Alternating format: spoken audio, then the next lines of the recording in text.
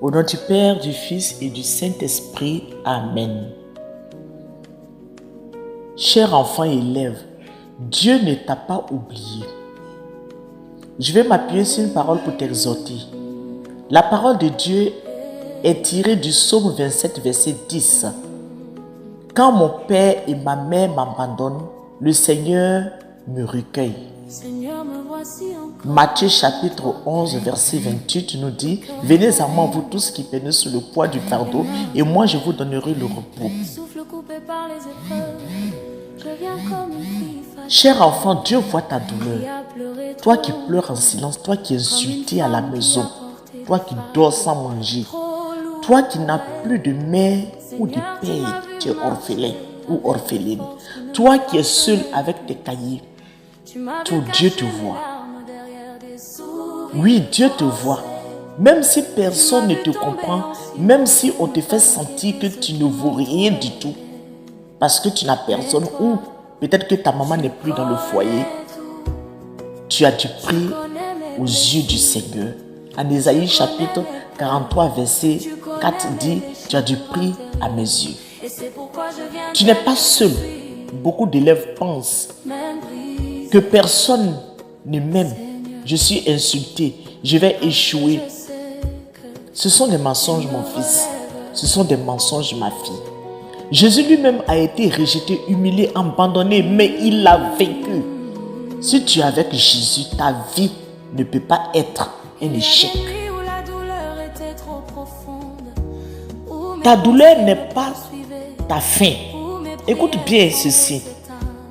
Ce que tu vis aujourd'hui ne définit pas ce que tu deviendras demain.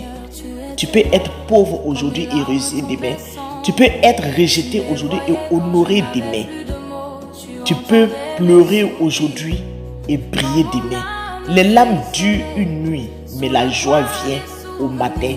Psaume 30, verset 6. Ne laisse pas la douleur voler ton avenir, même si tu n'as pas de soutien.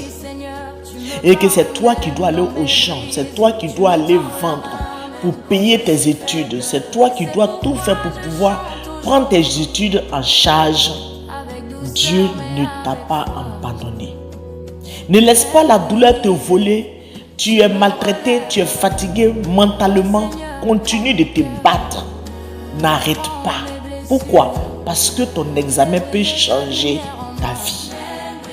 Ton succès peut sortir ta famille de la souffrance. Dieu peut te relever à travers tes études. C'est pour ça qu'il ne faut pas abandonner, même si tu n'as personne pour te soutenir. Dieu veut te consoler maintenant, cher élève. Surtout toi qui as les parents séparés. Peut-être que ton papa et ta maman n'est plus dans le foyer et tu subis cela et cela agit dans tes études. Mais je vous le dis, il faut protéger les enfants. La séparation ou le divorce est toujours un bouleversement pour les enfants. Même si la rupture conjugale concerne les adultes, les enfants restent au cœur de l'équilibre familial. Lorsqu'ils ne sont pas suffisamment protégés émotionnellement et psychologiquement, ils peuvent en souffrir durablement.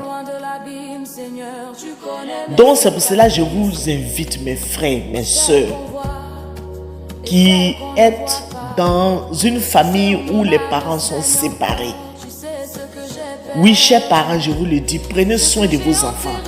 Ne jamais utiliser l'enfant comme messager ou espion. L'enfant ne doit pas transmettre les mensonges ni rapporter les faits et gestes de l'autre parent. Cela le place dans un conflit de loyauté destructeur. Même en cas de désaccord profond, il est essentiel que l'enfant continue à voir ses deux parents comme des figures de référence positives. Ne dénigrez pas l'autre parent devant l'enfant. Il y a des parents qui disent: oui, si tu ne travailles pas, je te rapatrie auprès de ta pauvre mère, ta mère qui n'est pas intelligente, qui est bête. Il y a des mots qu'on utilise devant l'enfant qui détruit l'enfant à petit feu. Un enfant qui est en classe d'examen, il ne faut pas lui mettre la pression. Si tu échoues, je ne vais plus payer tes études. Voilà, tu n'es rien, tu connais rien. Il faut arrêter de dire des paroles blessantes à l'enfant qui est en classe d'examen. Même en cas de désaccord profond, il est essentiel que l'enfant continue à avoir ses deux parents, comme je l'ai dit, comme des figures de référence. Les disputes, les cris, les injures, les insultes ou reproches entre les parents doivent se faire hors de la vue et de l'oreille de l'enfant en classe d'examen. Il n'a pas apporté vos tensions. Il n'a pas apporté vos séparations. Parce qu'il y a des foyers quand le papa, la maman quitte le foyer. Voilà, les enfants, on s'acharne sur les enfants. Non, les enfants n'ont pas besoin de cela. Ils ont besoin de tranquillité pour réussir dans leur vie. Ils ont besoin de soutien, d'amour, assez d'amour pour réussir à leur examen.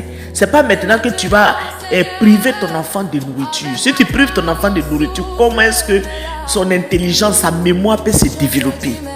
Il faut nourrir bien ton enfant. Il faut lui donner beaucoup de conseils, beaucoup d'amour. Il ne faut pas entraîner l'enfant dans vos différentes disputes de la maison. Comme je l'ai dit, même si la relation entre adultes est rompue, l'enfant a besoin de sentir qu'il a le droit d'aimer ses deux parents sans culpabilité ni pression. Ni pression. Communiquer de façon posée sur les décisions importantes. École, santé, discipline de l'enfant. L'enfant a besoin de sentir que ses parents restent unis dans leur rôle éducatrice. Laissez l'enfant s'exprimer librement. Il y a des enfants qui n'ont pas le droit de parler. Il peut être triste, en colère ou inquiet. Accueillir ses sentiments, accueillir ses ressentis, sans les minimiser ni les juger. Si l'enfant montre des signes de mal-être, c'est-à-dire troubles du sommeil, isolement, agressivité, n'hésitez pas à consulter un professeur. Allez avec l'enfant pour rencontrer un psychologue. C'est important. Il faut prendre soin de nos enfants dans ces périodes d'examen. Il y a des enfants qui piquent des crises. Il y a des enfants qui s'évanouissent en plein examen. Il y a des enfants qui sont vraiment désorientés en plein examen parce qu'à la maison, il n'y a pas la paix. Ce n'est pas le moment de mettre ton enfant dans une situation de trouble. Et toi, enfant, continue de respecter tes enfants. Travaille et prie. Travaille et prie. Et maintenant, je vais prier pour toi. Tu peux baisser la tête et nous allons prier ensemble. Je viens sans force, sans masque, sans robe propre. Juste moi, brisée, fatiguée, mais désireuse de t'appartenir encore, Seigneur. Seigneur Jésus, toute tristesse profonde quitte mon cœur, toute dépression perd son pouvoir dans ma vie. Que toutes les paroles négatives prononcées contre moi soient annulées. L'intelligence, la concentration et la paix descendent sur moi.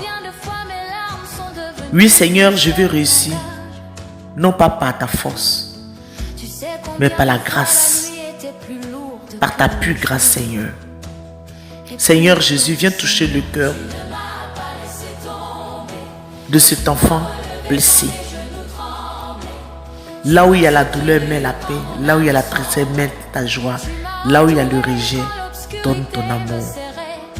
Console tous ces enfants, Seigneur, profondément touchés. Relève-les intérieurement.